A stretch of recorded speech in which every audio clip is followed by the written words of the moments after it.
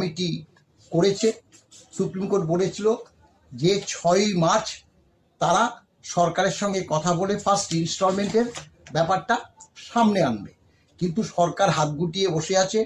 সর্বোচ্চ আদালত থেকেও আমরা যে খোঁজ খবর নিয়েছি, আমাদের আইনজীবী ওখানে আছে, তারাও কোনো ইনফরমেশন এখনো পর্যন্ত পায়নি। তবে মাননীয় ফিরদৌস শামীম তো বিস্তারিতভাবে কনফারেন্স করেছে আমাদের আইনজীবী, মানে সুপ্রিম কোর্টের আইনজীবী মাননীয় রৌপুরেমের সঙ্গে।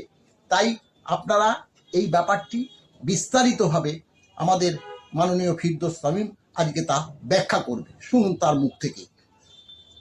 দেখুন, আপনারা রায় সম্বন্ধে অলরেডি জানেন যে রায় কি ছিল। 16ই মে 2025 অন্তর্বর্তীকালীন নির্দেশ ছিল 25% এরিয়ার দিয়ে মিটিয়ে দিতে।